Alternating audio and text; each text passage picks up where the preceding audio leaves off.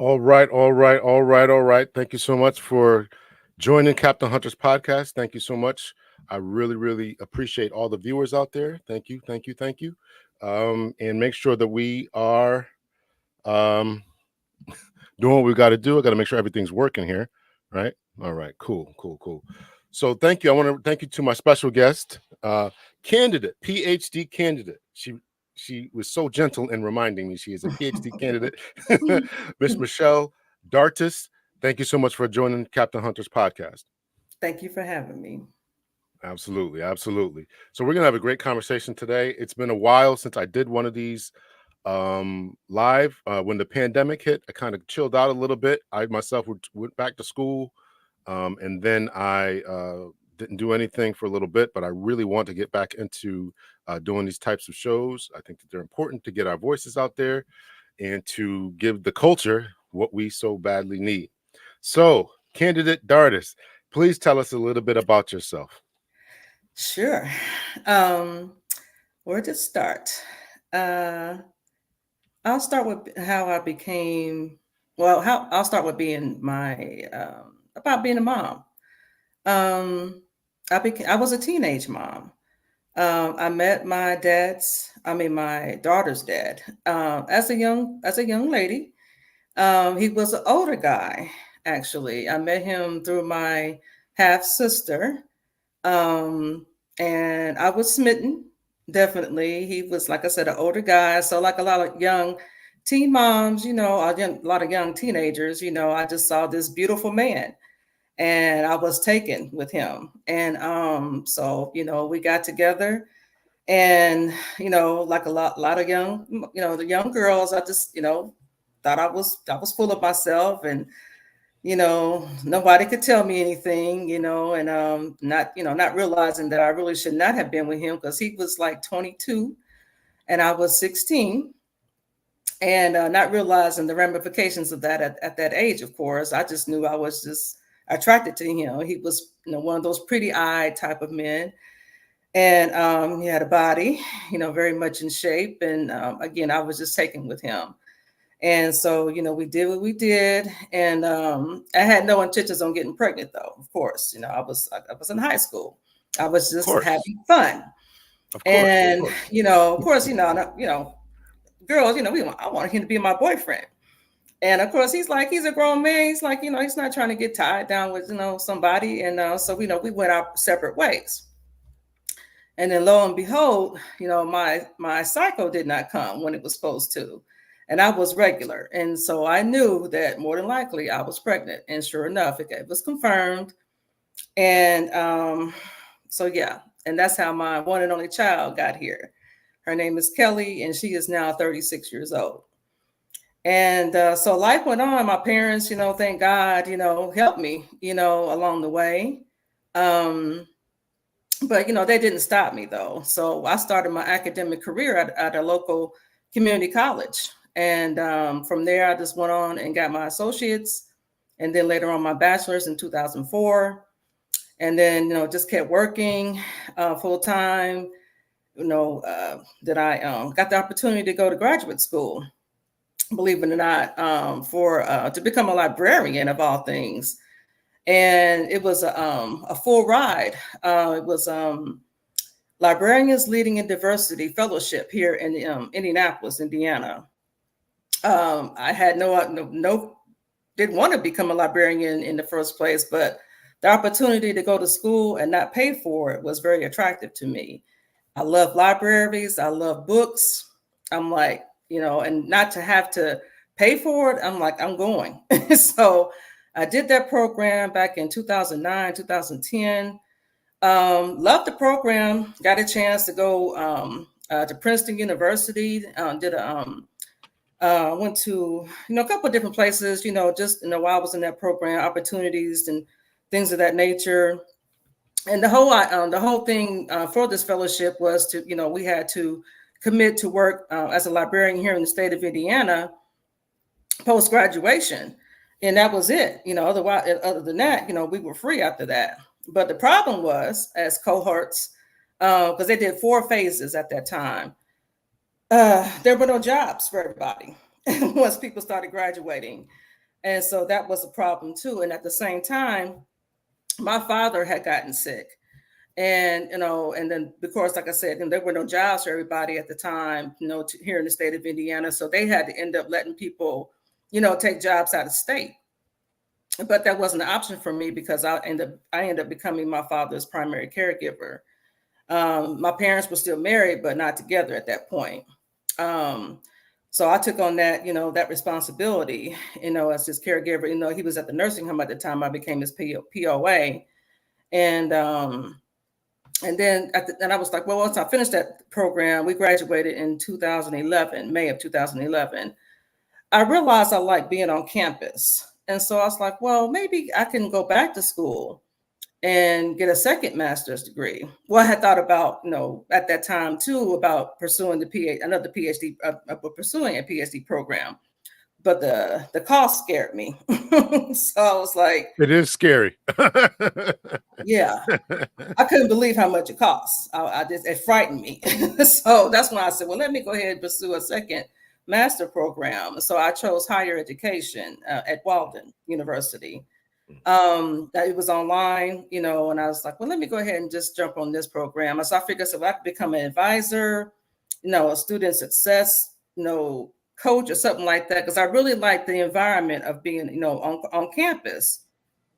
And that's what I ended up doing, pursuing a second master's instead. And I did look into some PhD, another way to do it, like an assistantship or something like that. But those things didn't pan out for me. So I just, like I said, went ahead and did that second master's at that time. And then I finished that program in 2013. And again, but I just was not able to find, a position. I learned too that, not only, myself was looking for, positions in higher ed, so were, hundreds of other people. So that was another issue. And then not being able to move out of town, because I was taking care of my dad. So that was another limitation for me. I couldn't pursue opportunities out of the city of Indianapolis. So, because I was taking care of my dad. Even though I had other siblings, but no one else stepped up, to take on that responsibility, but me. So I wasn't going to leave my father. I was a daddy's girl. He's not with us now, but I lost him and my mom a couple of years ago. But anyway, I just kept working, and just doing my thing, but I knew I still wanted to go, and pursue that degree. And I was also the first in my family to earn a master's. So now I had two. So by the time 2018 rolled around, I had moved out of town and moved back and things like that. And just life, different things happen in life and that type of thing. And so I was like, well, Michelle, you want to go ahead and get that PhD. So just do it. So, you already owe all kinds of, student loans anyway. So, but, you still want to, get this degree. So just go ahead and apply. I looked at some different programs at different schools and stuff like that. And so I ended up going and choosing Walden again, just to, go ahead and get that student discount. And I chose human and social services because that's my background. I held various positions in human services, social work, mental health, developmental disabilities for 35 years at this point. So I said, I might as well stick with the field that I know that makes sense. And so that's when I went ahead and just enrolled and got back into school for the PhD program back in 2018. And I've been rocking and rolling with this program ever since. And then how long is that program? Well, you have up to eight years to finish your PhD. But I started in 2018, like October of 2018. I got in the program. Okay. And then, life happens, right? Life is still going on while you're pursuing the degree. And along the way too, I forgot to mention that I also started teaching as an adjunct back in 2013. I was actually living in Michigan at the time. It was strange enough. I had applied to teach some social work classes because I know I have my bachelor's in social work. So I was like, well, I'm interested in teaching. I know I could do it. But I've learned that you have to have a master's, in order to teach those classes. And I was really surprised by that because at that time I had been working in the field for like 20 years. So I was like, well, I have, all these years of experience and I have a bachelor's. It didn't matter. I learned, you have to have at least a master's to teach.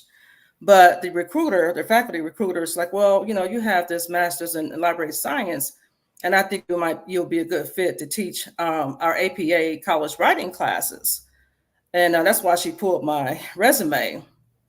And I was like, and this is at a school called Spring Arbor University in Michigan. And I said, okay, I love to write, and I do want to teach. So that's why I went ahead and got the opportunity, even though the director of writing, he was hesitant because I had not taught yet ever. But I had been a supervisor, I had been a manager, I had to train people, I had to interview people, and all that kind of thing. So I was like, well, if I've done that, I'm sure I can get in front of a classroom and teach students, college writing. So I had to kind of convince him. I was like, well, wait a minute, everybody has to start somewhere, even you. And so he eventually, let me come on in, and he, taught me the ropes and everything about how to teach the class. And I was like, well, if I fail, I can understand, you won't keep me, but at least give me the opportunity, And so I taught for that school for 10 years. The only reason why I'm not teaching for them now is because they had a dip in enrollment. So they, took me off the adjunct list, I think October of last year, and gave what I was teaching by then. It was a 3-week APA course I was teaching in the end there to their full-time faculty. So, and that's what happened. Listen, these I don't want to talk about it, but they can be so elitist. They can be so this whole you gotta have 3 years experience. Somebody's gonna start somewhere, right? Yeah. And then the other school I started teaching for here in Indianapolis, it's called Indiana Wesleyan University. I started teaching for them in February of 2018. And then they stopped allowing me to teach in May of last year because they had discovered a book that I wrote that did not fit with their Christian values. So it's a saucy book. It's an erotic book. So, it is what it is. So, but I did, I love teaching, I have to say. And that was the whole reason too about me getting my PhD, because I knew if I wanted to teach full time, I would have to have a PhD. So, it fits me like a glove, just my personality and everything. And and then, coming back up to 2022, I ended up losing 8 people in my life in 2022. So it was a rough year, including both my parents, my mother first in February, and then less than 2 months later, my father. They both weren't in the best of health, but by no means that we thought they were going to pass away. So that was really rough for us as a family. Just some of them were family members, some of them were, just friends and stuff like that. So it's like we were losing a person like once a month. And the last person to pass that year was my half brother. We lost him in June that year. So just dealing with all that death, and that was the most, death I had ever had to deal with in my life at that point. In the morning, just the shock, losing so many people like that. I definitely did not feel like writing for much of that year. So that put me behind about a year. So basically I'm about a year behind. And so now here we are, now I am about, I'm due to finish in the fall. But since communicating with you, I've had some more updates. I submitted my chapters 4 and 5 to my chair. He accepted it, but when it was submitted to the second chair, she's been on my committee for a while, because the first chair is a replacement. My first one, she had to step down for personal reasons or whatever. The second chair, she's a lot more thorough when it comes to what she wants and things like that. So right now I'm kind of in a battle with her. because she basically kind of wants me to really almost redo everything, and that's a problem, especially when I'm due to graduate in the fall. So I've already I just had a conversation with the dean this past Friday, and also with my advisor. No, on Thursday, this past Thursday. So right now I'm I don't want to say in a tailspin, but there's some issues right now going on with my dissertation with her, and the fact that really that my first chair did not really go to bat for me, with her being that because he's the first chair, he has the final say so. Right. So yeah, I'm in a somewhat of a pickle, and to a certain extent with those two, and not sure what's going to happen at this moment in time, to make sure that I graduate, because again, I'm already a year behind, and I am not trying to drag this out any longer so I can finish in the fall. So she wants you to do. Did you what? Well, I mean, I don't want to. I don't want to nerd out here, but no. We said we were going to talk about my dissertation, so yeah. Okay, there's some APA things that I need to fix, okay. but she's I made sure to look at and this is what I was instructed to do too, to make sure I looked at some of the papers that she was the committee member on, right? So I looked at maybe 10 of her papers, student papers that she was the committee member on. And then and some of the steps that I took, to break mine down to thematic, structuring and things like that, the way I broke my paper down and the steps I took for the data analysis and all that kind of stuff, I modeled one of my dissertation after one of the ones that I saw, because I was already into it. I was like, okay, well, yeah, this is what I'm doing. So I kind of base my steps off the way that he kind of structured his, you know what I mean? So now she's trying to tell me that it's not right. Excuse me? So what I thought, I thought what you said, she wanted you to do it over. I thought whatever you did, the surveys, the whatever, she wanted you to do that. Oh, no. She just wants you to fix APA stuff. She wants you not just APA stuff, a few things that, that she found that were, that needs to be corrected, but the style, I'm saying, and the steps, the data analysis part. And I'm just like, no. Now but like I said, it's modeled after one of another students that you've already, he's already been through it. You see what I'm saying? I got you. Mm-hmm. Yeah, she's like nitpicking, in other words, and even the first chair said that. He actually used the word nitpicking. Okay, I said, well, if you're supposed to be my chair, then why didn't you go to bat for me? Is what I'm saying. Mm-hmm. Did you ask him that? And what was his response if you did? No, actually. So now I'm going to have a second meeting with him over the phone. Listen, when I was talking to him, I was just so much in shock. When we were talking, and then when I talked to my advisor as well as the dean said it. He's like, well, he said your chair has the last word. Yeah. And I was like, yeah, I know that. Now we were talking. I said, but now he didn't do that. I said, and that's why I'm on the phone with you. So now I'm going to have to go back to my chair and have another discussion. Yes, I realize there are some things I need to fix as far as APA goes. Fine, I get that part. But but my first chair had to go to bat for me with her. That's what I'm saying. So now I'm getting those flashbacks. Listen, I after going through this process, I can tell you, I think that just going through this process, they just want to know if you can follow directions. That's what it all is. Can you follow directions? And when you get out there in the real world, will you be able to adhere to the rules and regulations of this greater society? That's all they want to know. Right? Fix this, fix that. Like I had some stylistic differences in my writing style from one of my chairs. So I had, probably same thing. I had a chair and two persons of the discipline. So my degree is in leadership. So I had the leadership was a chair, and then I did I didn't have a lot of math. So was yours qualitative? It was qualitative, yeah. Okay. So I didn't want to. I don't know who else is going to listen to this. So I did a qualitative study versus a quantitative study. The quantitative is all the math and statistics and all that. And so as soon as I saw you can do a qualitative, I'm like, listen, I just want a degree. I'm not trying to do all this stuff. So I did a qualitative, and it wasn't very math. I did some percentages, but there was regressions and all that. I'm Same like, here. Yes. yeah. Yeah. So my two persons on my committee was another leadership person, and we had to do a concentration on mine with criminal justice. So I had a leadership and a criminal justice. So the criminal justice wanted me. The two leadership people said this is perfect. They didn't have to do anything. I'm like, come on now. I couldn't write this great paper. So so they those two had nothing, but the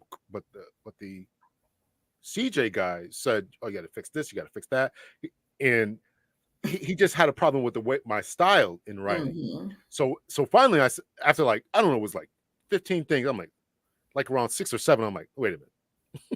Wait a minute. So I sent him an email. Is this a stylistic problem that we're having? Because he wanted me. I would say no. Researchers say this, that, and the other. And then later on in my paper, I would write the researchers what they said. So I'm like, if you don't like me writing the word researchers, I'm putting them in there. Is this a stylistic issue? He's like, oh yeah, I see what you're saying. Okay, we're good. all right. So I definitely understand the frustration that you have. It's like, you did everything right. We had to do the same thing, read other dissertations to see, we had to do all that. And it's like, okay, man, I did this, that, and the other. So I can definitely see your frustration as well. So tell us about your dissertation. What are you writing about? Yeah, so I have my notes right here too. So the title is Exploring Student Perceptions of Black Professors in a Human Services Program. Okay. So, and it was influenced by another paper that I came across. Researchers Kathleen Neville and Tara Parker. And they did their study about accessibility cues that were used by Black faculty, right, in the classroom. And their conclusions of this research affirmed that the voices of students corroborated how, regardless of the student's race or ethnicity, they generally appreciated professors and made meaning from their engagement with Black professors, which is germane to understanding the importance of a diverse professorate. So Black professors who tend to use more meaningful ways of communicating with students, according to their study. More collaborative, show more caring in the classroom and things of that nature. That's what they found in their study, and the students appreciated it, right? And I chose to focus on, of course, Black professors because we're understudied. There's not a lot of studies out there that focus on Black people, period. And so I wanted to be able to add to that, as a researcher new to the field. And so my theoretical framework, is a critical pedagogy. I don't know if you've heard of it or not, but it was coined by Pablo Freire. That was his name. He's no longer with us either. But critical pedagogy espouses the need to enrich a student's life, promote critical thinking, inspire and empower students with the goal of achieving freedom, self-actualization, and self-awareness. And moving on to talking about the student prison pipeline. So it was one student who brought this up, and it was a Black male, doing the interviews. So, of course, the pipeline to prison system describes the process of which certain students, often from disadvantaged backgrounds, are pushed out of schools and into the criminal justice system. You, as an officer, I'm sure you're familiar. A little bit. And factors contributing to the pipeline includes harsh disciplinary policies, zero tolerance approaches, and methods used by folks in the school systems, and definitely the over policing that we've seen in schools, right? Right. So one of the things that this guy had talked about, he was a psychology major, so I can tell you one of the things that I discovered in my dissertation when I was trying to recruit. 2 months went by without anyone, coming along for me to interview. So that meant I had to go back to IRB to open it up to social media. So I found, and I opened it up now, to Facebook and Instagram and all that kind of stuff. And so that's when I finally started getting people, which meant I had to open it up, as far as who I was going to. Who were you targeting before? I was only targeting undergraduate students at Walden. That's what I was focusing on at first in human services program. Oh, because they wanted, they wanted you to keep it, targeted, right? Because my degree is going to be in human and social services. Why are you shaking your head? I, if I'm your chair, I wouldn't have told you to do that. But go ahead. Uh, well, that's what I was told. When we were, Yeah, I can. Oh, I well, was, okay. You were told that was a bad idea. yeah, yeah, because it's like when That was you a want to bad keep idea. it narrow, blah blah And blah blah. how many people were you looking for? How many people were you looking for? 10 to 12, 10 to 12 people. Yeah, you're not good. Yeah. I Yeah, mean, and you might have been obviously I able to didn't. get that, but you might have. But you gotta. To me, you Mm-hmm, have to. You should have done that in the beginning. Even if you had the students from Walden, to mm-hmm. me, you should have done that in the beginning because that shows a greater range of you trying to get people from all over rather than just a small school. Well, that's what You I want to. wanted. That's what I You wanted want. to do. But they Yeah, told me that I that had was to a bad. keep it. See, they just want to Yeah. know if you can do they want to know if you can do the research. But if you really want Mm-hmm, to do a good set of research, mm-hmm, so I know that qualitatives are 10 to 12 people, right? So mm-hmm, I did the same thing, but I opened up mine, and because I did this podcast and stuff, I had mm-hmm, I had way more than enough people. I had people from mm-hmm, California, I had people from the South, so mm-hmm. I had a good mesh Yeah. of different police officers. Mm-hmm, mm-hmm. So that whole keep it small and simple. But go ahead, I don't want to talk about Yeah, you. Go yeah. ahead. So of course, when I did that, of course that's what happened. It opened it up to more people. Yeah, yeah, yeah. So a good number of them were on the East Coast, and some were from HBCUs, and a good portion of them were from social work schools. Okay. And because I had also eliminated doctoral students too, but but because like all that time went by, so that's another reason why I'm behind. 2 months went by without anybody, so I opened it up, to who, as long as you had experience with a Black professor. That was the main thing, because obviously Okay. in the title, Okay. your experience, your as a student, your perspectives of Black professors. Because I'm like, Okay. I want to get done, so so that was the main thing. And so of course I included that obviously in my dissertation, what happened, along the way when it came to recruiting people. So this guy talked about in his research that he dealt with the male youth being in schools. One of the things that he found the competitive nature that happens in the classroom that detours Black boys' psyche in a sense, because the pipeline, the prison system, and everything, the system overall affects out the health. He was talking about the health and the relationships of Black boys in the classroom, and he was tying it to social work and how they about how they run away from home, the multiple interactions with the law, from the petty crimes, and ended up in different how they end up in different programs and stuff like that. And he was living in a large East Coast city, so that's where he's basing this off of.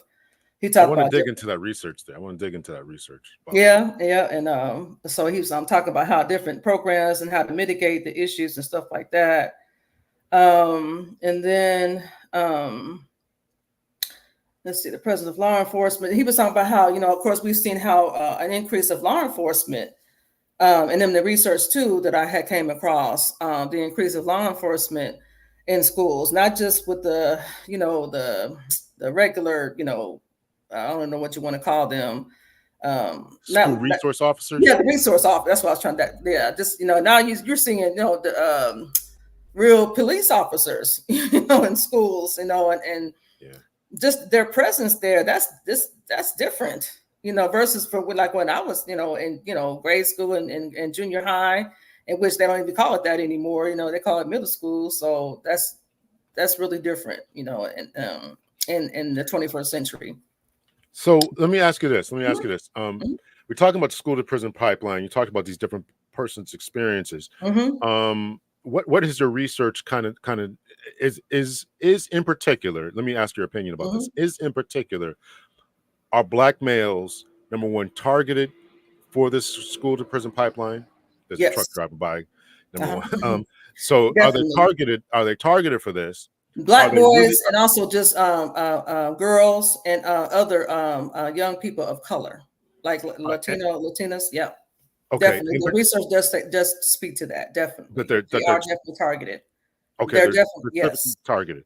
So is yes, it a conscious targeting? In other words, right, we know that you probably came across this in your research, right? The whole hmm, eye tracking studies that were done, right? yes, Okay. So yes, the eye tracking studies hmm, that were done showing that somebody's going to act up in the class essentially, and hmm, all the teachers, even black teachers as well as white teachers, were all hmm, tracking the behavior of black boys hmm, or black people, black boys, I think in particular. yes, So is this targeting? I'm bringing it up to say, is this targeting the suspension rates, the hyper vigilance and watching? hmm. Is it intentional or is it subconscious? And if it's, what are your thoughts about that? In the research, it says both. The biases, yes, it's both. It can be they it's documented as it can be both. Hmm. Okay. And Is there a way that's to change that? Is there a way to change that? What should we do about it? If there's any. uh, there was I didn't put this in my notes right now, but there are some different kind of approaches that they talked about on how to get around that. I didn't put that in my notes right here on my other computer, but there are other ways, more positive approaches that they talked about. I just didn't put it in my notes on the side here, but different ways, just in general, just more positive ways of disciplining, instead of the negative. But they are specific, and I just, like I said, I didn't put it in my notes right here Do you of how think, to. in your Mhm, opinion, do you think that black boys or black people, but black boys in mhm, particular, should have separate schools or should be educated differently than girls? Because this is something that even white males, Richard Reeves, mhm. Scott Galloway, are acknowledging that there's a problem with the way that we educate young boys, and these are two Yes. white credentialed people. There's a way that we're educating them. Mhm. I'm mentioning I'm mentioning those two white scholars because people tend to listen to them, right? They're Oh, not okay. listening. So I'm They're not not familiar listening. with them. No, Okay. no, no, no. So yeah, but there one is Scott Galloway teaches at NYU, New York University. Okay. Richard Reeves, I think he's from England, but he went to some school, one of the hoity-toity schools in England, Mm, Cambridge or something like that. He now works at the Brookings Institute. okay. I mean, there's other black professors as well. T. Hassan Johnson teaches Mhm. at University, I think Fresno State, Mhm. advocates for black males, and they Mm, all three of these individuals say the black boys are dealing with something in particular, and they probably need to have their own schools with the majority black male teachers. I want to get your mhm. thoughts about that. And we're talking about the school to prison pipeline. I want to get your opinion about what you think about that. Wow. Um, that might not be a bad idea, being that they are so targeted, and I definitely agree with that. And it's unfortunate because it pigeonholes them, and like in many of your videos, and I've seen you talk about it. I've heard you talk about it. Um, it makes them feel isolated, Mm, you know, um, like nobody's on their side, mm. So why should they, try to do better? Like they're not, like nobody cares. And I can tell you in my research, caring is a big one. Students just want to feel like somebody cares about them. Somebody, really, wants to, have their back, and goes beyond, the norm for them. So caring is a big one. People just want to know that you care about them. So, but I've never heard of these scholars Mm. talk about actually creating a school just for black boys. But being that they're so targeted, just they're automatically, people tend to think, or teachers tend to think that they're always up to quote unquote no good. I mean, maybe that might not be a bad idea. So what else? I know probably sidetracked you there from your It's notes okay. there. What else did you discover in particular about the students that you are interviewing, et cetera? Mhm. What was their Oh experience yeah, like? the next thing about the big one that you asked me about, the academic bullying. Mm, So yeah, this is a sad one. During the interview process, there were two participants who brought up the passing or the suicide of Lincoln University administrator. Her name was Dr. Antoinette Bonnie Candia Bailey, and back in January of this year. Um, she um, she took her life in January of this year due to academic bullying, and it's well documented in the news. In fact, I didn't know about it until actually I was actually conducting these interviews, and one of the students brought it up, and then the second one brought it up, and so that's why I made sure to include it in my dissertation. And then after I learned about it, I definitely looked it up. And matter of fact, I watched one of Roland Martin's YouTube, one of his shows about it, because he talked about it in detail. So she wrote a very detailed letter. I want to say they said it was like 7-10 pages long, about everything that happened to her, and because she basically blamed it on the on the president of Lincoln University. It's a HBCU. I forget what city it's in, but it's called Lincoln University. About everything that she went through with this administrator, it's a white male. Everything that he did to her, I mean, in intimate detail, things that she experienced with him. And then she just felt like she was cornered, and she, made the decision to take her life. And I want to point out a few things that were very poignant that my students had pointed out during this interview. One of them said that her light is out, and now in their mind, talking about the people at the school, they have won, and they're going to say it was never their intent, and now we're just aware that this has happened, and and now life is just going to go on. And then she goes on to say, and here's the thing about your light. Your light enters the room before you do, and people get intimidated. So those are things that really stood out when this particular lady made those comments about her. And then, more importantly, as I did more research about this, about when it comes to suicide rates, right now there's a serious increase going on when it comes to suicide rate among Black women and girls. So since the 50s, the suicide rate among Black women and girls has been steadily rising. It says 1.8 per 100,000 to 2.8 per 100,000, according to the CDC. And in 2007, since 2007, suicidal ideation rates among Black women have shown a consistent upward trend, potentially influenced by sociological factors like race-related stress. And more specifically, it appears that in the case of Candia Bailey, she may have succumbed to what is called race-based rejection sensitivity, which is the predictive relationship of exposure to race-related discrimination on mental health outcomes, including suicide ideation. And so that was pretty frightening to read. Are you able to tell us any? First of all, is this letter available? I'd really like to read it. And I don't. It might be, but I don't have it. I don't have Okay. it, but it might be. I don't know. You can surf the internet, but I didn't search for the letter myself. Okay. Mhm. What can you give us any examples of what this administrator was alleged to have been doing to her that would make her? Well, I can tell you that it was time for her review, her annual review. I can tell you that he gave her a 32 out of 100. I do know that, and that's something that Roland talked about when he was discussing her on his show. I don't know all the specifics, like I said, because I don't have the letter.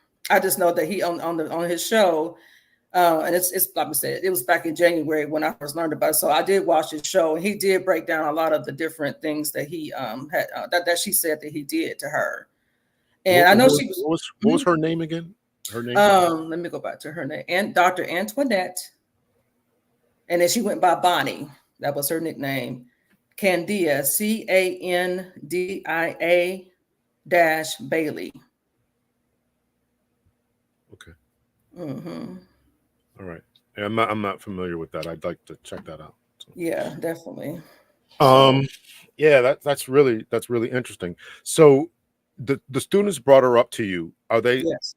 And it was about caring, and they're saying that the administrators did not care enough about her mental health, well-being, etc. Yeah. So therefore, there was a type of bullying that goes on. Yeah. And So I can talk tell you about. this. Another thing I can tell you that is that she felt like she was under so much stress that she had asked for like a mental health um I don't know what you want to call it, mental health break or something like that, or you know how you can Your get time off, mental health. leave of absence, something like that. Yeah, something like that. And from Okay. my understanding is that he mocked her for it.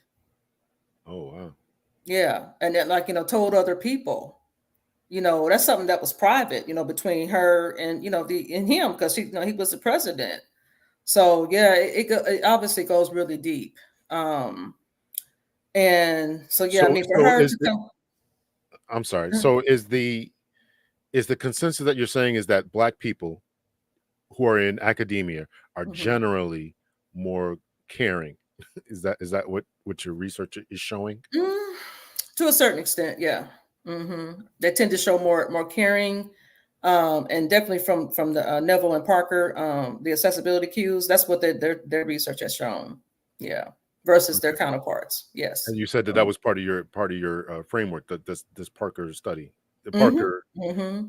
it Yeah, talks their about that. study is what made me want to go further. Yeah, their study is what prompted me to want to look even further into it to see what I found too. So you Hmm. did find it. So you Yeah, did. it confirmed. Yeah, yeah, it affirmed what they had found in their study. Yeah. Hmm. Okay. Yeah, our teaching style and approach, pedagogical approach, is definitely different from our counterparts for sure. Hmm. Okay. So I don't want this to come off as Black people are just nicer. So Yeah. but again, is it an empathy thing, or is it they're deliberately being less empathetic, less sympathetic when they are dealing with a certain group of people? Is that what they're finding? Or No, not I don't think it's. I don't think it's genetic and inherent, right? White people are just Mhm, less. I don't think that, but it's mhm. just maybe the environment, the culture, the history of being of life in America There is you just saying that go. they're just less. Okay. Yeah, it's just I think our upbringing, what we as a people have been through, Okay. just in general. You think about our background, um, yeah, all that. I think all that. The way that we were brought up ourselves from our parents and grandparents and so on and so forth. I think all that has a lot to do with it. And versus our counterparts. We were raised differently. So we tend to you ever heard the term other mothering? Somebody there's another researcher who coined that. I can't think of her name right Never heard now, of but that term. we tend to be more mothering. It's Okay. particularly Black women. Instead of so much of a staunch teacher or professor. We tend to put our arms around our students. And want to hold them tight, more like a mother. Okay. You know what I'm saying? But So yeah, we tend would that be a female thing, or is it just a Black woman thing? to female. I mean black woman. Okay. Yeah, that's why I say other mothering.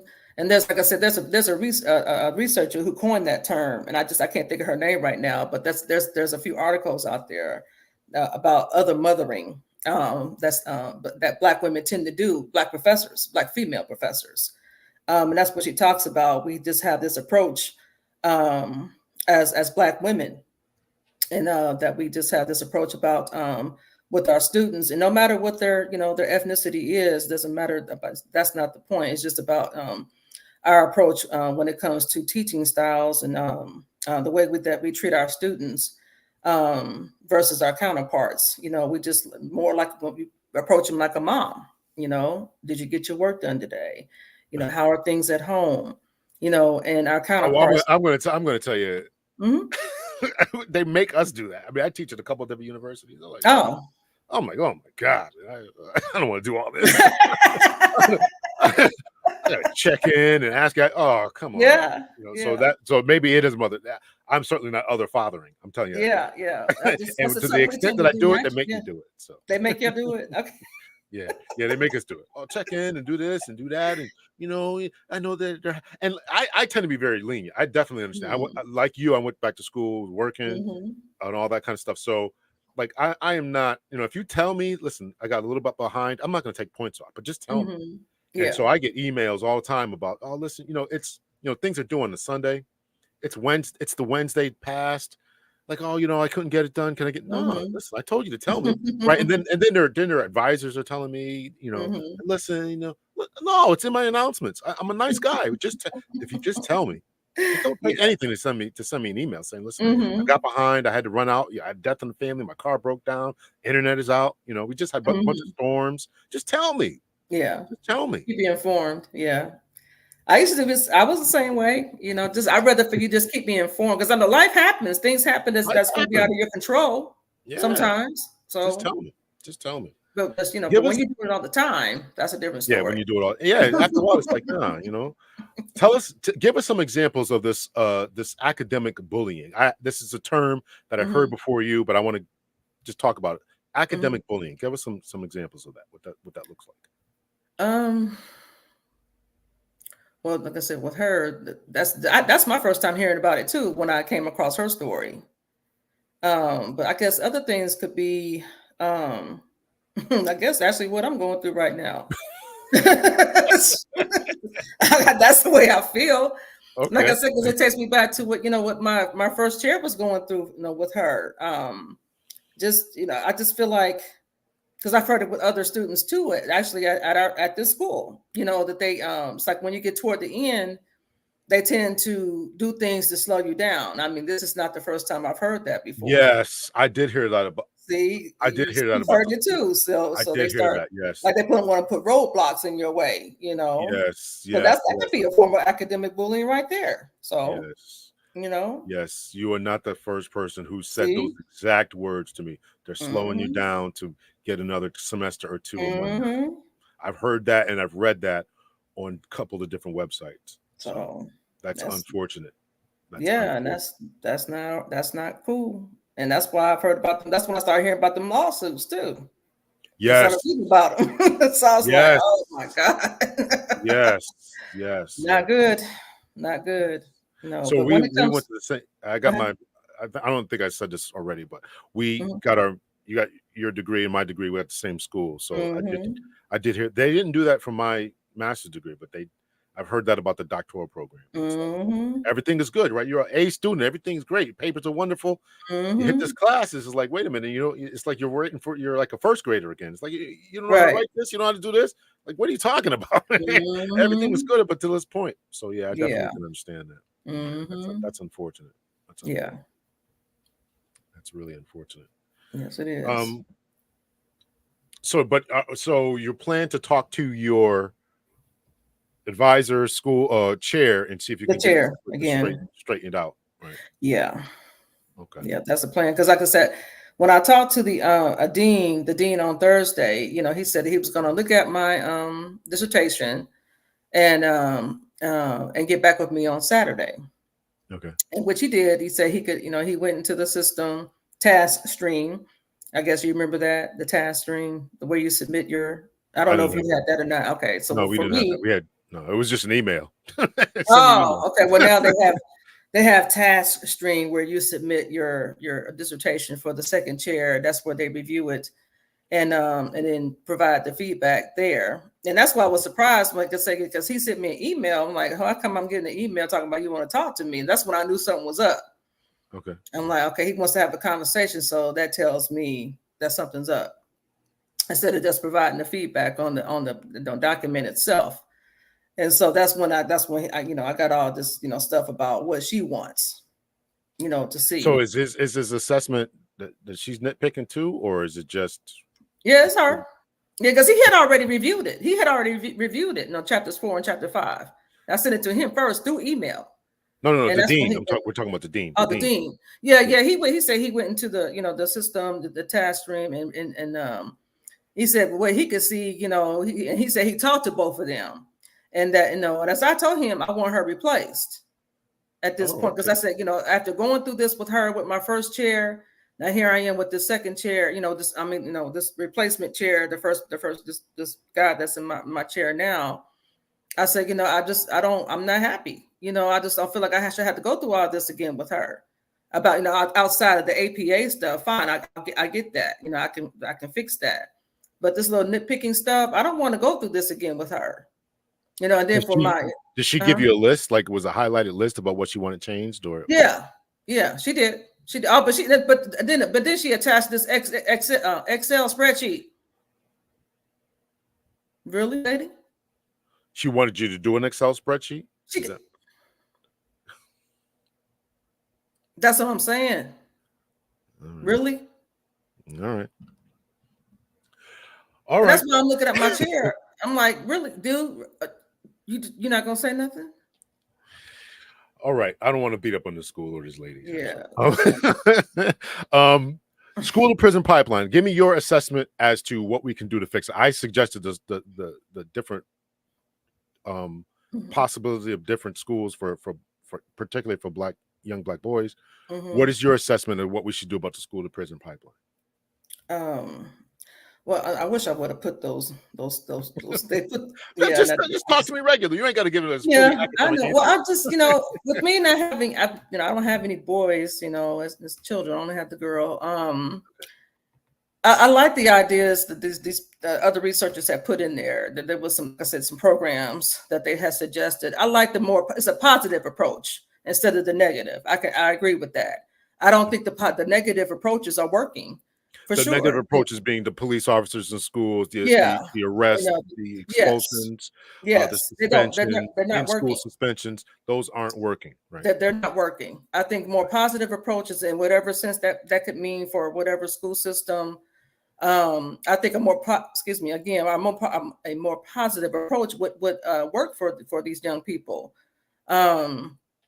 And whatever, I'm not sure, whatever case, I think it might, be different for whatever, each school system, because, every school system's different across the country. But definitely more positive approach for these kids, because, negative punishment, usually doesn't work for people, when you got a negative approach for stuff for people you want them to do. And I was going to ask you, though, when you said about the schools, I had never heard that as a suggestion. So, I mean, how would that even work? How would somebody? When I was in school as a kid, I thought we should have our own schools. You can't articulate it, but it's like, there's something going on here. And I really didn't have that negative experience. I think I talked about it on my other platform, right? In my grammar school, I had a black principal, right? So that might have made a difference in the whole culture of the school. Oh yeah, definitely. Definitely. Yeah, and that was in the late 70s, early 80s, right? Which is unusual. Which was unusual. I definitely get that. I definitely get that. We had a few black teachers. I can remember in our school, in 5th grade, there were 3 5th grades in the grammar school. 2 of the 5th grade teachers were black. So black females. So that changes the dynamic. Talk about the other sure does. Yes. I had the one white female teacher. She was cool. Okay. I mean, okay. But I'm like, man, the other ones, guys. So but then you get a little bit older. It's like, you're not able to articulate. I'm sure that these kids aren't able to articulate it either, but they're like, man, I always get suspended. How come you're always picking on me? How come, Sarah's doing the same thing, right? You start to really start to internalize that. Yes. So next thing you know, they want to skip school, and I'm not getting anything out of this anyway. Yes. And their older cousins and older uncles never finish school, and you're right. So I can see this revolving door. So I thought that we should have, we want to run around. I'm like, man, you go from being the 4th and 5th grade. Right, when you're 1st and 2nd grade, you get recess twice. We had recess twice a day. Then when you're 4th grade, we get recess. 4th and 5th grade is one recess. Then you get to 6th grade. We went to a middle school. 6th, 7th, and 8th grade were middle schools. There's no recess, and we only had gym once a week. I think it was once a week. So then, and then you get to high school. So your activity level. And so now you want us to sit down and be, and this is the argument that all these scholars that I rattled off before were saying, is that these boys, all boys, learn differently, and their brains are not as mature or don't mature as fast as little girls. So you want them to sit there, memorize things, sit in this chair for this for 40 minutes before Mhm. you get particularly when you get 6th, 7th, and 8th grade, before the bell rings, and then you actually get up, walk to another class, stop at your locker, talk to people, and get to class in the next for the next period on time. Mhm. So you got to, all this kind of discipline and stuff, right? But you're still rambunctious, right? You don't want to sit in another math class. You don't want to sit in a boring English class, right? Now Right. I was a nerd. I enjoyed every single class I was into.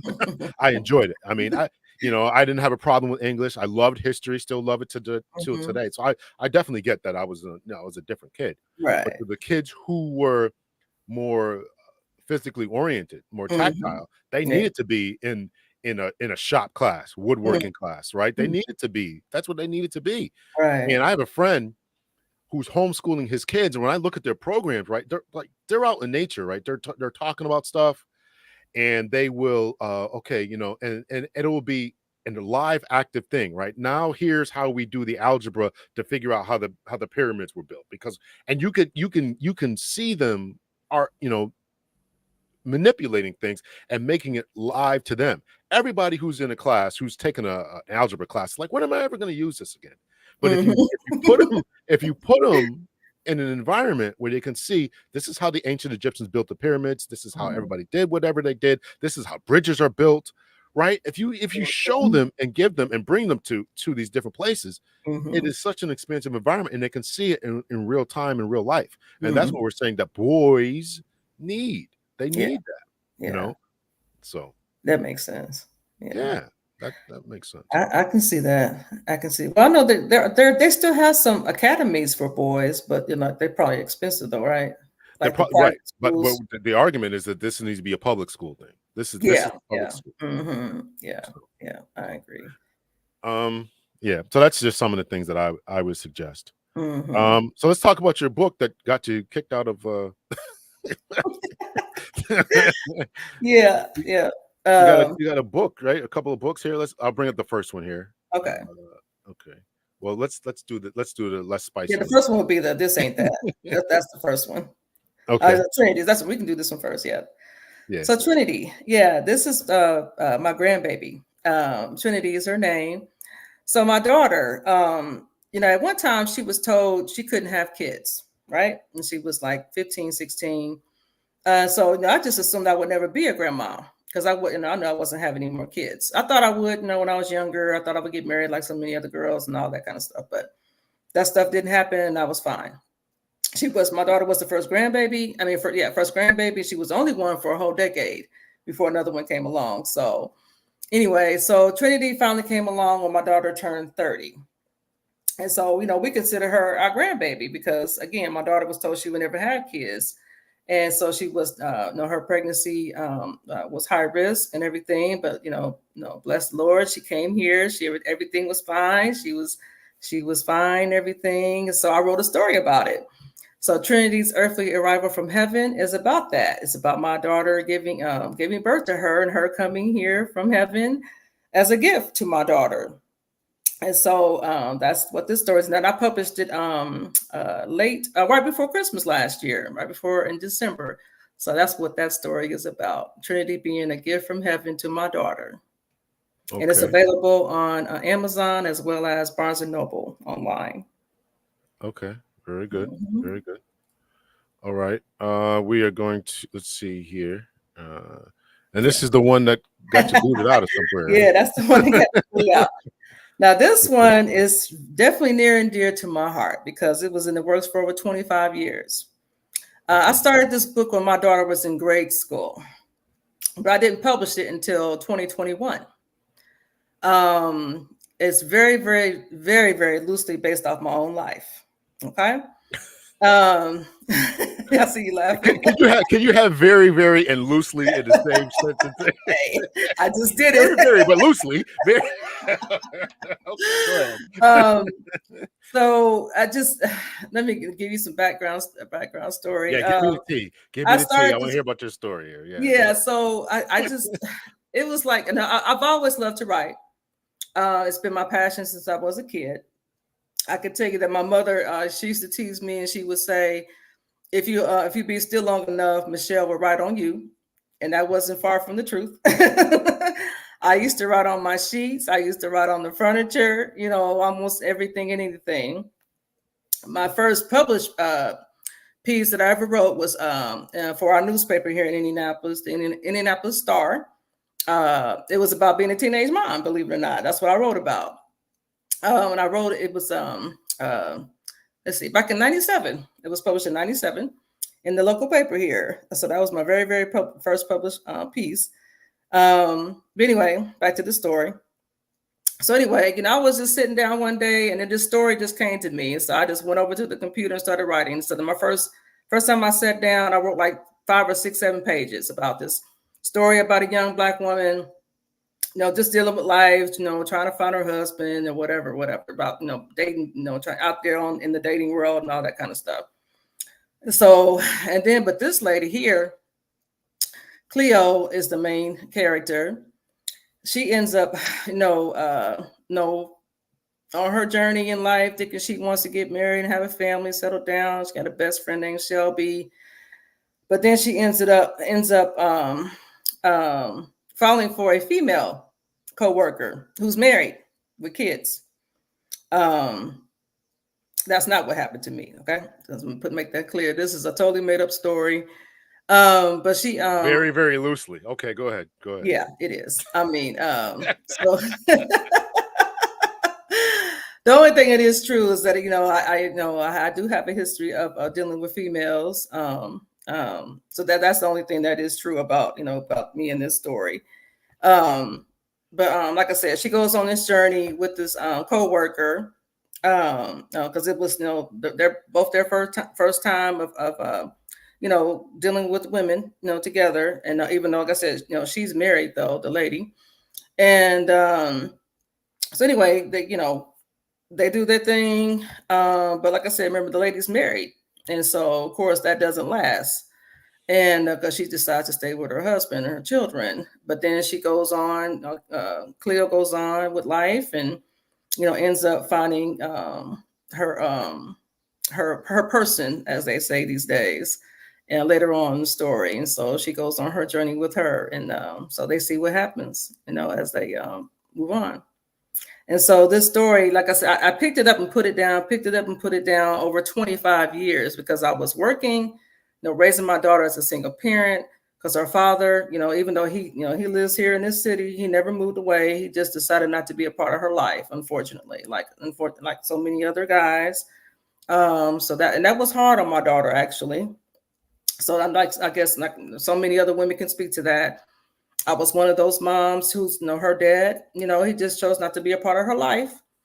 Luckily though, one of her aunts, she was, Kelly, I was able to take her over there to her aunt and, hang out and things like that. So she had somewhat of a contact with that side of her family. But her father, even though he has a different story, of course, but he was not there for her. And my daughter really internalized that, in a negative way. So she, we was talking about the kids having problems at school, so she went through some things at school with getting suspended and having fights and things like that, because she would say to me sometimes when she was young, why doesn't my dad want me? What's wrong with me? So she really internalized that, her father not being around. Whereas I have an older sister, we have different fathers. She was total opposite. So, it depends on the person. Her father was absent too, but my sister, it didn't bother her that her father wasn't around. So it just all depends on the person. But my daughter really internalized that, her father being absent from her life. But my father stepped in as a dad. And so, and she considers, my dad, or did, before we lost him, of course. So she called my dad. Because I was obviously, like I said, I lived at home because I was, young. I was had her the night before I turned 18.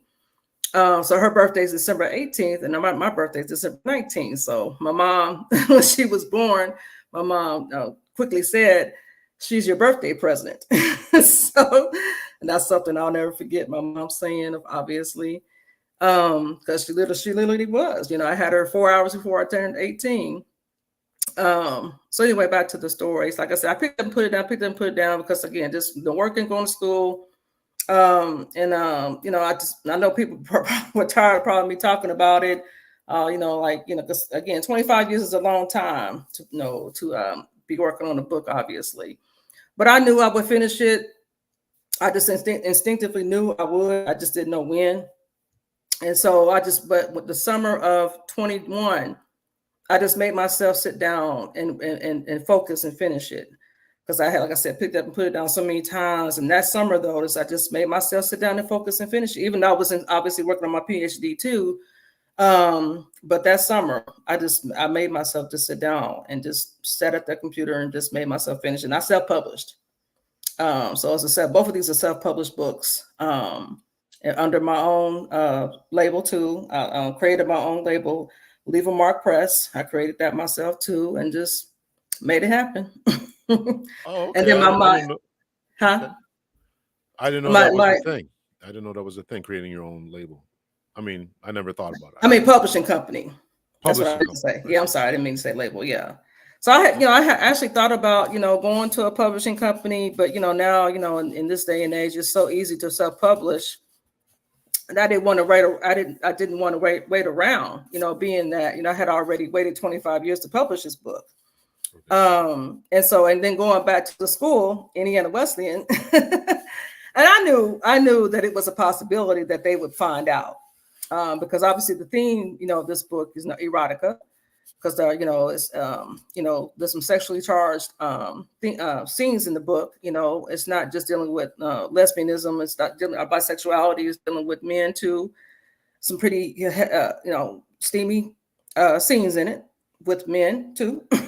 So, I mean, she's on her life journey. She's dealing with men and women and things of that nature. So I went back and forth about it, but I ultimately chose to use my real name because I'm like, I had worked too hard. I did over 25 years on this book. And I'm like, I'll be damned if I'm going to publish it under a fake name. I just couldn't do it. It's like, I can't do it.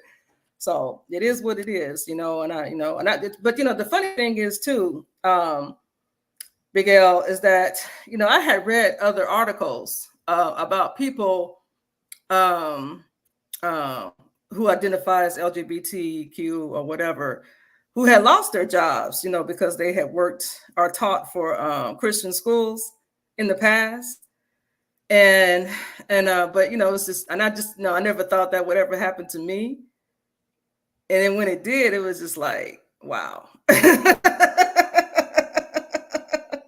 But I knew, like I said, I knew it was a possibility that they could find out about that book. And I actually wrote another article some years ago that's out there, but it's under not my full name, because I almost didn't get another job because of that, about that experience.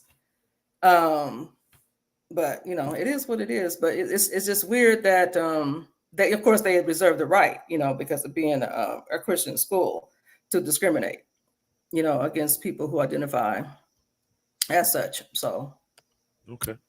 yep. Okay. So we'll finish it off. So what, after you get your degree, you're slated to graduate, what's next for you? What do you got going on? You got any more books? What are you going to do with your degree? You're going to try to do some more adjuncting? What do you got going on in the future? Well, actually, let me talk about the book. I already have another one written, a children's book. Okay. My grandbaby Trinity, she is definitely an inspiration for me. The only issue, it's been written for over a year, or almost a year. Matter of fact, a year this month. My grandbaby a year ago actually said to me while we were walking out the store, the words, "I wish I was white." Oh. And I can tell you, Big L, I almost buckled. My knees almost buckled because I couldn't believe it that she said that to me. And I almost cried because it shocked me so much for her to say that to me. But then I realized the world that we live in, all the messaging that she's receiving as a young person. She was 6 at the time. Because I know when I was that age, I wasn't thinking that. So she and I had a discussion, about it. I'm like, well, Trinity, what would make you say that? Because we were just walking back to the car, from the grocery store. And she's like, I don't, she's sick. She's like, I don't know. And so I just talked to her. I'm like, and it let me know that, she's been hearing something, seeing something, obviously for her to just say that out the blue. I wish I was white. So, from there, it just shocked me so much that I ended up writing a story about it. And then talked to her mom and different folks in her life about, making sure that we talk about affirmations as a young Black girl, and things like that, that she the importance of realizing that she is worthy, that God made her like she's supposed to be, and all that kind of thing. And I've tried to find it. I'm not an illustrator, so I'm a writer. I'm an author, and I've come across different people who I thought was going to work out to make the illustrations, but they didn't work out for one reason or another. And so now the story has just been sitting, waiting for me, or either for me to figure out a way to make the illustrations, or to find somebody else to write it. And so I cannot believe it's been almost a year, because even with my first story, the first children's book, I had to go through some things with the illustrator that I did find for that one. It was a turbulent journey with that person. You're not the first person who's told me that. That what? Illustrators, yeah, they have their own vision, but it's not with your vision. I've heard that kind of stuff. Yeah, it's unbelievable. I was not expecting that. Yeah, so for you to say that too, that says a lot. So so yeah, I'm anxious to get the story out, because I'm not, and then I've learned too, and just being online and researching that topic, I've learned that other families have experienced that too with their daughters. Them making comments, just similar to my grandbaby. You would Because I think live in that a you would. world. Uh-huh. I was just going to say that you think that we would be past that, but go ahead. I was just gonna say, it just we live in a world when they live in their young minds, and they live in this world where they're, where it's like they believe that, or they see that all the time, like that white is the white. I hate to say it, but it's like they think that white is right, and I'm like, no, people, no, we. How can I put it? Black is beautiful. All colors, all ethnicities are beautiful, you know, but I definitely did not want her, and do not want her, to believe that white is, the cream de la cream, so ever since then, we got into this practice of, reminding her, that black is beautiful. You're created in God's, you are created in God's image, and all those kind of things on a daily basis. Because, again, I just go back to that day. We're just walking out of the grocery store, and she just said it out the blue. I'm holding her hand, and she just said it out the blue. I wish I was white. I was just like, can you imagine your grandbaby saying that to you? I can't imagine that, and I think that we are Wow. dealing. I think that we are dealing with something. I think that we have not overcome as much as we think that we have. Hmm. I think we have That says a overcome. lot. Yeah, I So know. there, I we didn't talked feel about that this. way. I know I didn't as a kid. Go ahead. We talked about the school to prison pipeline and what would work. Hmm. There's now you're sparking my Your memory. imagination? Yeah, my memory. As I Oh, heard the yeah, preacher, okay. my memory. I heard a preacher say that one time. Hmm. This two can't even talk. But anyway, so there's research that says that the better the more in particular for black students, I want to word this correctly. If you give the kids a greater sense of themselves, greater awareness, cultural awareness of themselves, the things that black people have accomplished, et cetera, then they do better academically, right? They're not looking negatively at school. Yes. So there's there's few studies about that. So Hmm. it so that is one thing that we have to really instill in our children when they're 3, 4, 5.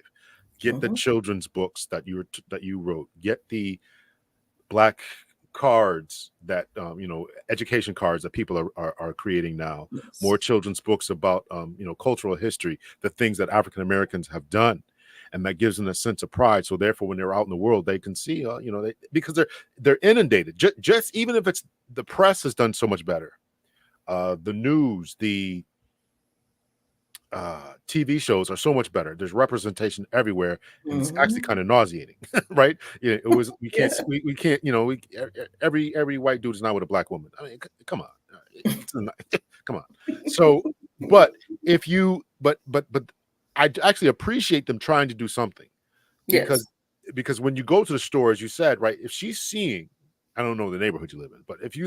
she's seeing all these different people Hmm. and they see how they're living, right? These instances are so subtle that we don't even see them anymore, because you and I Yeah. are older. We don't Yeah. see them anymore, but they see them as a little kid. And it's like Yeah. their life seems to be somehow better than mine, or somehow Mm. easier than mine, or they see nicer stuff, or whatever they're seeing and processing through their little brains. Hmm. So we think, we look back to the you know the Fraser doll tests in the 1940s or whatever, right? Hmm. That helps desegregate schools and all that, Hmm.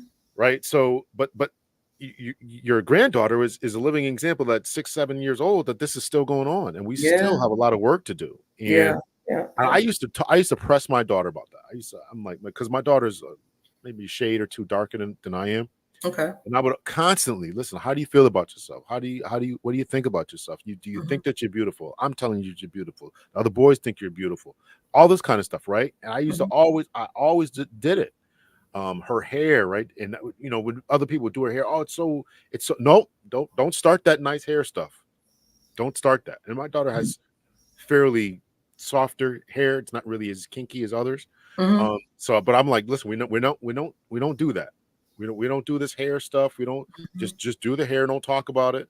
I don't want those types of things in her mind. And I think that those types of things really need to be solidified in the young girls' minds, so to stop that type of thing. And this is a boy and girl thing, right? Where they just Hmm. think that somebody else is better, and that their life would be better if they were a different color or whatever. So I appreciate that you at least did something and writing a book and at least addressed it. But Yes. there's so many people out there who are just reinforcing it unaware. And as I said, I think that the answer to that is really to give them a cultural awareness of their history and the things that we Yeah. have done, and to show them the books, the pictures, and say, this is what we have done. And so when they go to school or at the store, or wherever Yes. they're at, Hmm. that they can really have a sense of pride in themselves. So, Yes. I can tell you. I talked to her on the the phone, the FaceTime thing, just a couple of days ago, and she actually brought it up herself. She's like me. She calls me Mimi. She said, Mimi. She said, I just want to let you know that I am smart.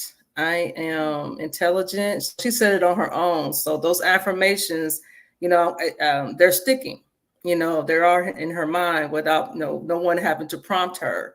So I was very happy. That made me feel very proud, and it was a very proud moment for me, for her to say it on her own without having to be reminded to say it. So just a few days ago, she said it to me. So I was very I'm glad glad. about I'm that. glad she did that too. I'm glad she did Me that too. too. So she's very inspirational for me, and that's back to my PhD. Again, going back to the whole reason why I decided to pursue it. Well, first of all, two reasons. I wanted to be the first in my family because it's between both parents. They had kids, when they met, and they came together and had four. So there's 9 children altogether. Except my brother. I told you my brother. We lost him in 2022. So I wanted to be the first of those children to have a PhD, just like I was the first to have the master's. So that's one reason. And then of course, being an adjunct for 10 years, I wanted to become a full-time, professor. That was the whole point. And because I do love teaching, I love the environment of academia and all that good stuff. So, but I can tell you that my first chair, who was a Black female, she has her PhD. She had told us, myself and the peers at the time that I had, that because everything was changing in higher ed, and not to rely on that.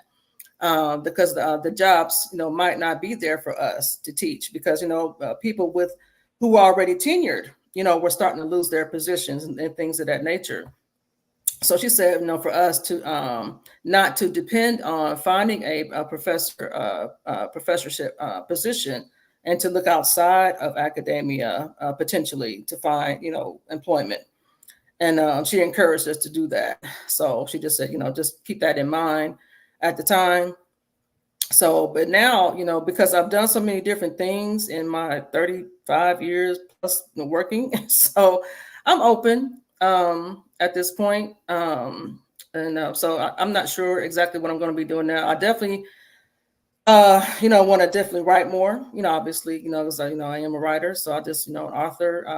I'm interested in potentially helping other people publish their work. I'm open to that Yeah, as you got a well. publishing company, man. That's I think that's Yeah, great. yeah, yeah. It's Yeah. like I said, I've only published myself, so but I'm open to helping others, publish their work. Well, listen, I'm going to keep you in mind because I actually want to revise my book. Mhm. Do a second edition to my book, I should say. It's Mm. about police reform. So when I Mm. get it all done, I'll definitely hit you up. Listen, Okay, I okay. believe I So I'm open to believe in that. supporting. Yeah, yeah, Yeah. yeah. So yeah. Other than that, though, that's the idea right now. So we'll see what happens. And Okay. now that I'm not taking care of my dad anymore, obviously, because like I said, that was what helped me here in my city of Indianapolis. I'm open to moving too, if need be. So Okay. that's it. Hmm. Cool. Cool. You Hmm. can't go too far. Mimi can't go too far, right? Well, I gotta do what I gotta do. I'll miss her, but I can always come and visit. But if something comes along and it's right for me, I gotta do what I gotta do for me. You know what I mean? I think You sound like them. You sound like them skits. F them kids, man.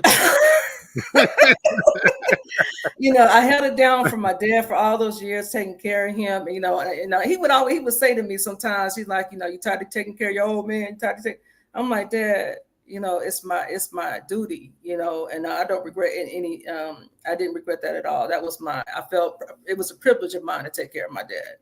I don't regret that at all. You know what I'm saying?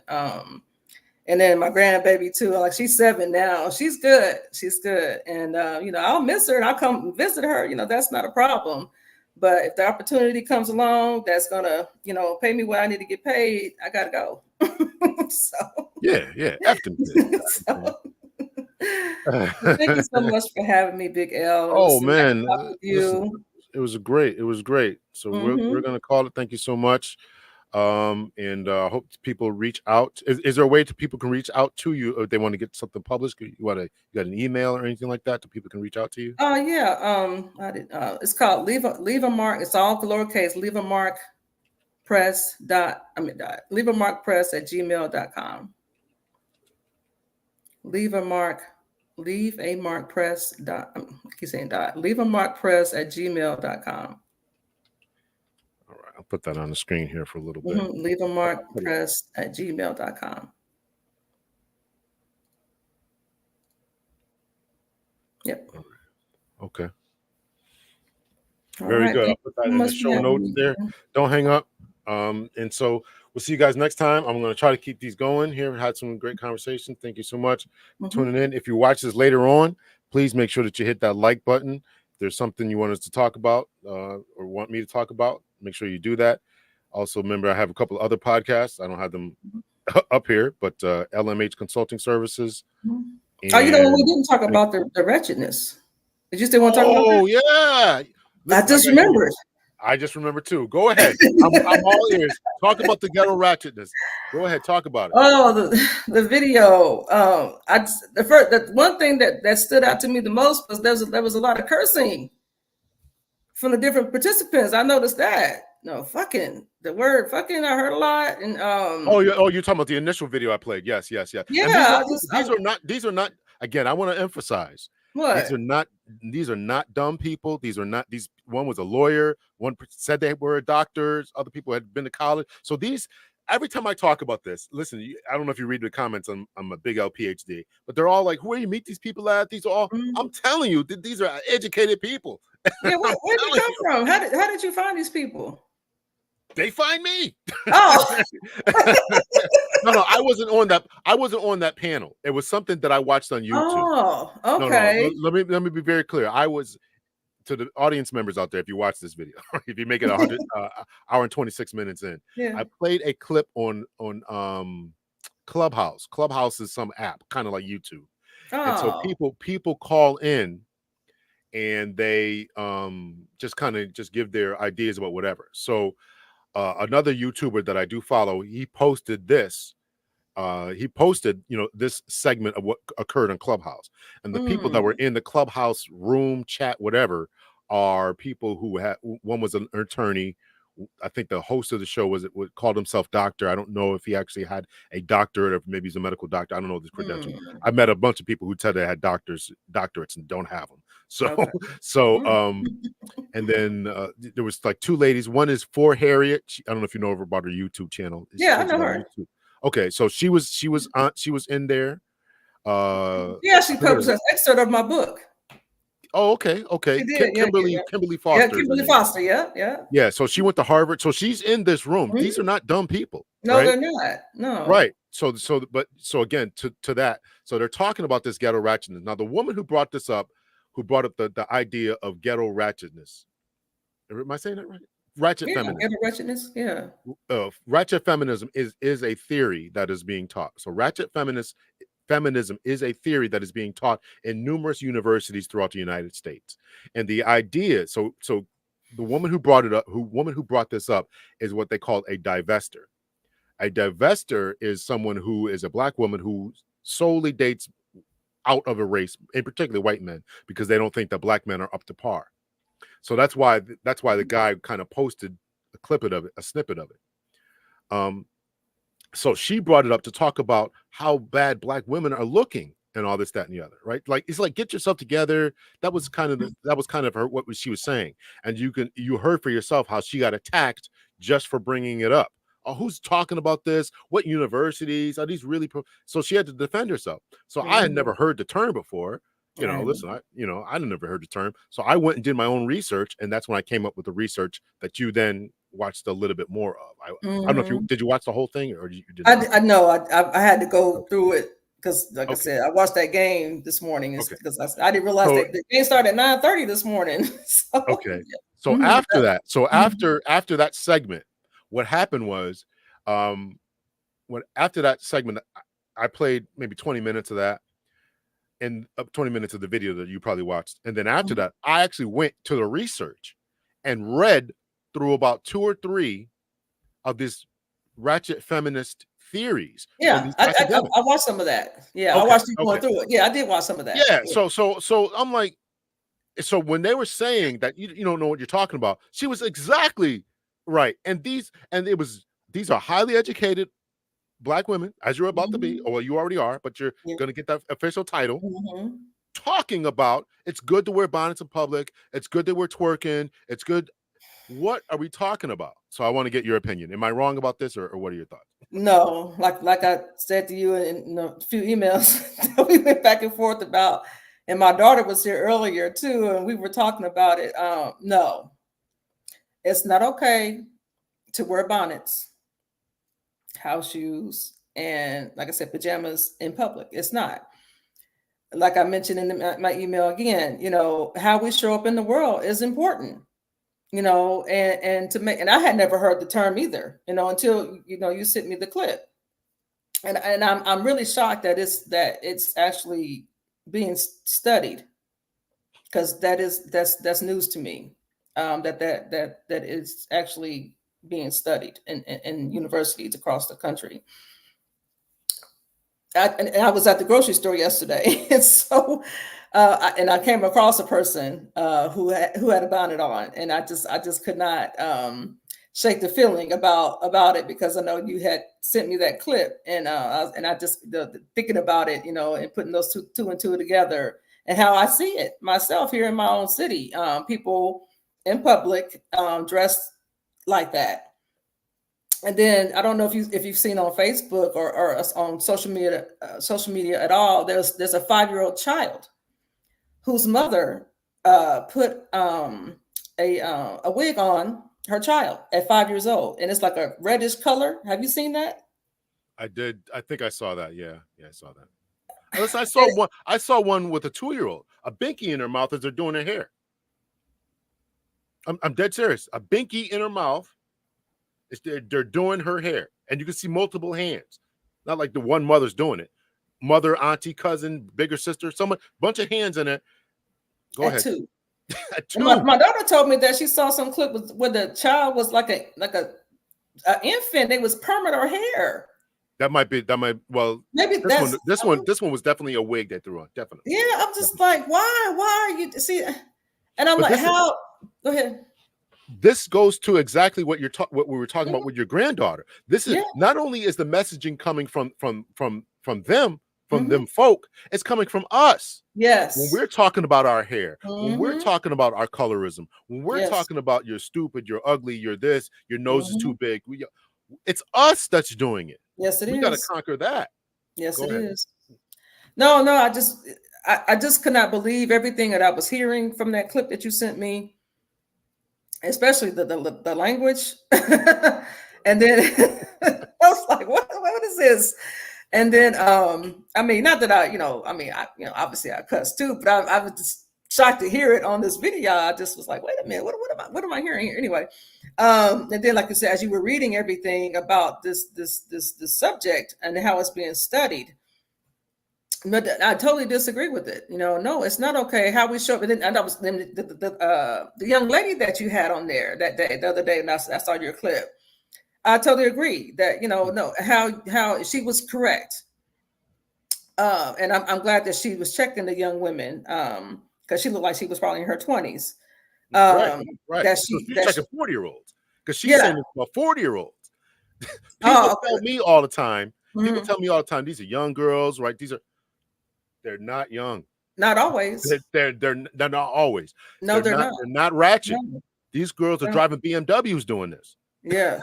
Go ahead. I don't mean to keep cutting you off, but No, no, no, no. this You're is fine. infuriating to me because It is. it's like you're seeing something that nobody else is seeing. No, this is what's out there. I can't be the only one seeing it. That's why I said No, I'm you're glad not. this woman saw it. She's Yeah. saying it. It's not Yeah. just She's not the me. only one. It's no.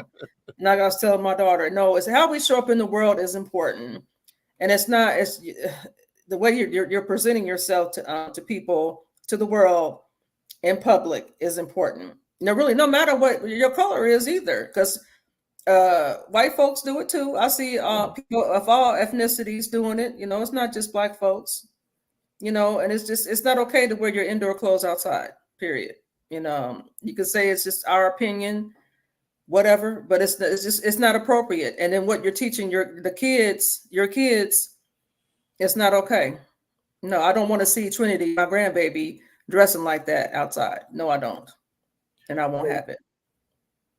If you could speak to as a mature, educated woman, what if you could attend one of the conferences or be in a session like this? What would you say to a professor who's pushing this type of stuff and saying that it's okay? As you read through my stuff, right? And one was from right up the street from me, UConn, and the other one was from University of Pittsburgh or something like that. One of the papers I read. So this is this is not Harvard Harvard elites, right? These are people at regular university. Well, not regular, but those are top tier universities. Yeah. But what would you say? What would you say to them if you were on a panel discussion with a bunch of PhDs? What would you say to them? Well, I would have to come armed with the opposing research, and I just think back to some of the older photos that we see sometimes that we come across on social media. When how women used to dress back in the 40s and 50s. Now how they always, particularly Black women, how they would always come out, dressed correctly, dressed to the T, almost like they in their Sunday best, so to speak. Like women, clothed who were fully clothed and their hair done, makeup and all that kind of stuff. Not saying that you got to be like that all the time, but definitely not coming out in your looking ratchet, as they say. It's just not appropriate to come out in your indoor clothes. Period. I think it's inappropriate to dress like that, and it's sending the wrong message to the younger generation. That it's okay to come out dressed like you're like you're like outside is like it's like wearing indoor clothes is okay to come outside like that. And that's what I would have to say. I would have to be. I would tell them. I'm opposed to it, and that it's not okay to send that kind of message out to the people, to students. Bonnets, house shoes, and pajamas. No, it's not okay to dress like that. To school, no And matter if it's middle school, college, wherever. No, it's not okay to dress like that. it's obviously we're obviously, or I'm just confirming this. Tell me if I'm Mm-hmm. wrong. That we're on the same accord. That if you're dressing like that, then soon you're going to act like that. In other words, right, the baby mama culture of it being okay, Mm-hmm. and sleeping around and not prioritizing Mm-hmm. marriage and all that. Yeah, it seems like you're The perpetuating. music, the Yeah, music, the, yeah, the sexy. I don't know, yeah, Sexy Red and Sukiana. And are you aware of these people or I do no? not like them. I don't. Okay, I well, don't. I don't like them either. So I don't. I cannot stand them. I just call me old, whatever. I don't care. I do not. I don't like that kind of stuff. I talk to my daughter about it all the time. I do not, and she tries to bring us some of the old songs from the 90s and stuff like that. But they weren't doing it like this. I don't care, and you definitely didn't hear it on the radio. Some of the stuff you hear now, they didn't play that stuff on the radio back then. You would have to hear it, from somebody else, but yeah. no. Well, Okay. and the mainstreaming of it, as you talk about the Hmm. radio, I mean, this was at the presidential, Kamala Harris running for Yeah, you're talking about what's her name? Glow. Was it? No, not Megan Thee Stallion. I get Yeah. them all confused. I don't know who they are. I mean, I know it, because she's so popular and all that. But it was kind of hard to watch. I can't It was even. I hard to was watch. confused. I was like, It was hard to watch. It was hard to it, watch. it was. So, It was are you aware of Umar Johnson? You know who Umar Johnson is? Dr. Umar Uma. Johnson? Yeah. Anyway, Yeah, so one that's always talking.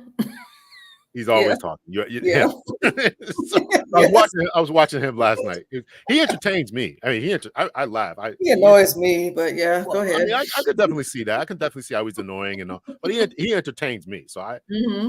So I was listening to him last night, and he was saying he can't wait for the Democratic convention in Chicago. He said it's going to be off the chain, and I can't disagree with him. Right? It's going to be if you thought that was he's like, we're going to have a bunch of rappers and just a bunch. It's going to be a show. Like, because they got to compete with, Donald Trump, and, Donald Trump had the Hulk Hogan there, and he had some, I mean, what's that woman's name? Amber Um, Rose. He had her there. So they think that the thought process is that these Democrats, because it's Kamala Harris, got to outdo them. And mhm. they're just gonna it's just gonna be a BET award up. So I was just laughing. I just laughed. I I think know it's that there's entertaining. so many people against her. I keep hearing that all these different groups are not for her or whatever. But Yeah. look at the other thing. It's either her or that other thing. Well, there's other people running for president. I Yeah, but haven't voted mainstream for a long time. I'm not telling people who to vote for, but I don't yeah, vote for these people. I don't vote for these people. So, but that's just me. I mean, yeah, we're in all these different conflicts. It doesn't matter, Democrat, Republican. They're gonna put us in conflicts. They're gonna put us in wars. We're, you're I right. don't want. It makes no difference. It makes no It's such difference. yeah. I know. It's yeah. Crazy. It's crazy. Our country is definitely far from being perfect. I know it's yeah. They've dipped their hands in all kind of stuff and continue to do so. I get that. Yeah. their hand, their foot, and everything else. So Yeah. I'm It's not blind to that, obviously, because it always gets them what they want. So always gets them what they want. And mhm, we are, yeah. Yeah. complicit in a lot Complicit. of That's a things. good word for it. That's a good word for it. We're I complicit. know. I wasn't We're born complicit. yesterday. All you gotta do is Tax, pay attention. it's our tax Complicit in all dollars. kind of stuff. We Haiti, vote these people in the office. Africa. Nothing changes. It's Yeah, crazy. but that orange thing, like I can't. Listen, I can't. I have a lot of black male friends who are saying they're going to vote for him. A lot of them are saying they're going to vote for him. I'm like, listen, I can't get past a lot of stuff that he said, and I can't get past. Project 25. Have they read it? I haven't read it. I haven't read it. No, I'm talking about your friends. No, they haven't read it. I need to read it. I'm going to read it. I mean, I haven't read it either, but I know a lot of things in it No. that Well, are not for us. I've I know read. that. That's another scare of mine. These people talking about this, that, all these changes. You always got to think about where's that leave us. I don't think that we process that. We think that we've gotten over that hump. We ain't over that hump as much as people think they are. All this diversity, equity, inclusion, all this different anti-racial talk there. It just takes one little spark, Mm. and we'll be right back there. Somebody be passing legislation. So I'm not optimistic like a lot of these people. I do need to read it. I've watched the guy who read it online. He didn't read the whole thing, but he summarized it. But Mm-hmm. so I need to read it for myself, and I Well, don't I want to can read tell you that one of the main things is that they want uh the children and like the graduates, the high school graduates in regular schools, ones who cannot afford private schools, to take that military test. You know about that? I didn't know that. They want it required. So in other words, they want to put regular folk kids in the line of fire, for wartime. They want all them kids to take that test, that military test, required in order for them to graduate. And But that's not another not thing. not private, not the kids in private schools, which we know who can afford to go to private schools. Right. Mm-hmm. Exactly. So that's another Mm-hmm. thing I think that we need to do about Congress, right? If you vote for Congress, if you're in Congress and you vote for wars or funding the wars, then you ought Mm-hmm. to spend a year on the entrenched with the troops. That's what I think. I agree. You voted for this war, you go Mm-hmm. over there and you are with them in the tents. Mm-hmm. Mm-hmm. You are with them not on the base, Mm-hmm. not here, but over there. Over there. I totally agree with that. And multiple tours. You did a year, okay, you come back here, do whatever you gotta do in Mm-hmm. Congress, then you gotta go right back over there. Sounds good to me. Yeah, they're real quick to send them over there, They're but real quick to send them never over themselves. there. Never Real quick to send themselves. them over there. Yeah, and let's not even talk about the benefits they get, but not our war criminals. I mean, our war heroes. Crazy. Don't want them to Crazy. have anything. They can't have nothing, even though they went Can't over do there and nothing. sacrificed their lives and their mental capacities and all that kind of stuff. All And that it just I it dealt with burns that as a you. police officer. I saw these men come back. Saw them come back. Mm, I have a friend right now. mhm. Who's dealing with that. Yeah, my father was in the military. I have a nephew right now that's in the military. He's in the Navy. So no, my father One of tried my to push me into that. I'm like, I'm not going to the military. No, one of my thank you. best one of my best friends growing up.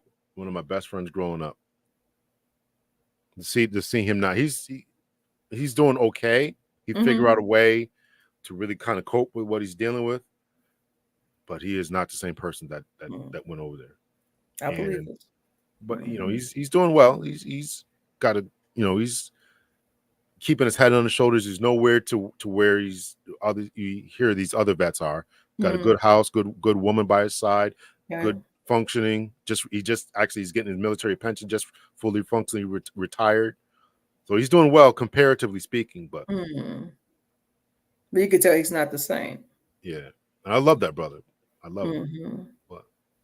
But I don't like that. And this stuff that we got going on, there's no reason for it. There's no reason for any of this stuff that we're dealing with.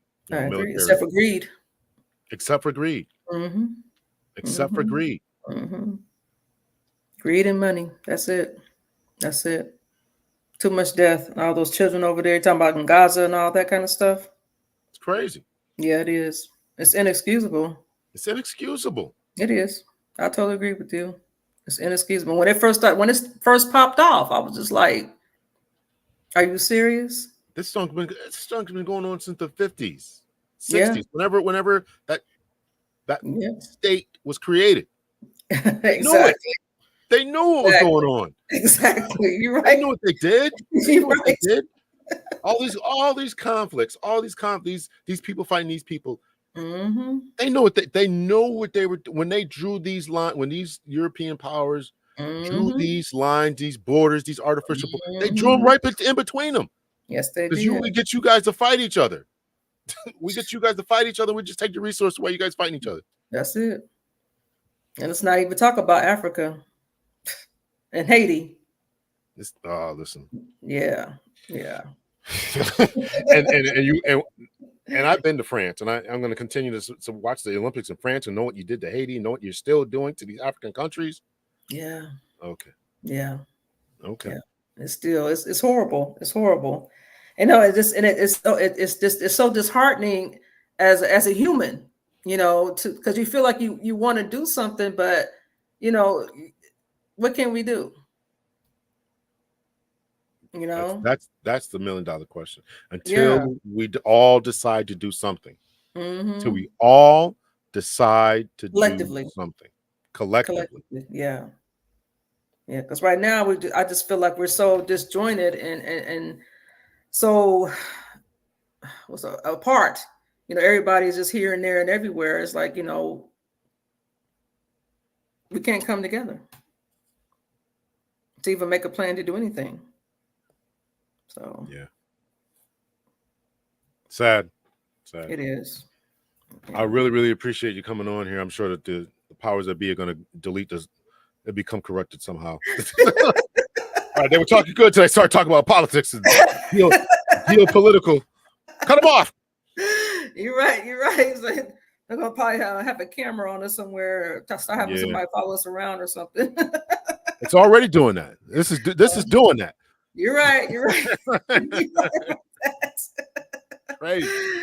All right, Big L. I know we talked long enough, but yeah, we definitely had to get that in about the wretchedness. And yeah, I'm glad that you let me know about it, because like I said, I didn't know about that wretched thing at all. I was not aware. So it's good to know. Listen, if I sent my daughter to school and she came back talking about it's okay to be twerking on tables, it's okay to be loud and ghetto in public, it's okay.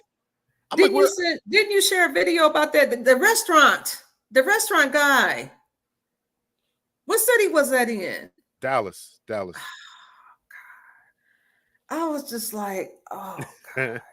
Oh God. Listen, and they called on him. They tried to get this man closed down. He's still open, isn't he?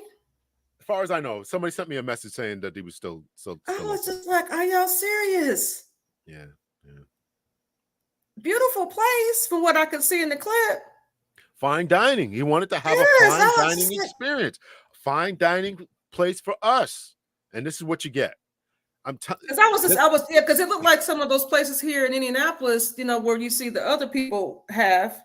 Right. Right. Well, this is what he's saying. I want to have a place. Why can't we have a place like that? Beautiful. There's no reason for it. We can cook, we can do the bills. Why can't we have a place like that? And so when he does it, you get that type of element. And again, this isn't the quote unquote Pookies and Ray Rays from the street corner who are in there. These are master's degrees, social workers, teachers, high school principals, CEOs of their own companies, whatever. This is them. It was them. I saw it. I was just like, look at the screen. I couldn't believe it. I just couldn't believe it. I could not. It was, again, disheartening. And then going back to that wretchedness stuff, because it speaks to that. It speaks to that. As long as the elevated, the top tier, the influential are doing it and saying it's okay. Exactly. That's the problem. That's the problem. Right. That's why they keep doing it. You're right. They're seeing like but all the I'm the bad celebrities. guy because I bring it up. I'm the bad guy. I gotta answer all Yeah. this in this And comment now section. I'm going to be the right there. Who is this girl? I'm going to be the right there with you now that we made this video. Who is this girl? Yeah, Who does yeah. she think she is? Who does she think she is? She's nobody. Nobody care what she has to say. Well, once you get them 3 letters, then you Yeah. have to publish this, because I'll sound like some fuddy duddy, some guy who's a misogynist and he don't understand the theories and he's just trying to keep the patriarchy going. No. It's up to you all to do it. Women have to check the women. No. And I'm glad, like I said, that one young lady she's right on par. That one lady that you published already, that young girl. So yeah, she's yeah, yep. You're right. Yeah. So. Well, all right. We've All right, talked thank you for so much. almost 2 hours. Thank you so much. And No, thank you. We covered everything. Yeah, we covered everything. God. Yeah, we did. Yeah. So I'll be on Big L tonight at 7:30. I got a friend of mine who's pastor. He's a pastor, a stand-up comedian. He's a therapist. I'm like, man, this guy's got more jobs than Jamaican. But he'll be on. We'll be talking about the men tonight. So I get to smoke both ways. So we're talking about men tonight. Oh, great. That's on the other channel. So all right. I'll talk to you later. All right. Have a good day. Have a good evening. All right. Bye-bye. Take care. Bye.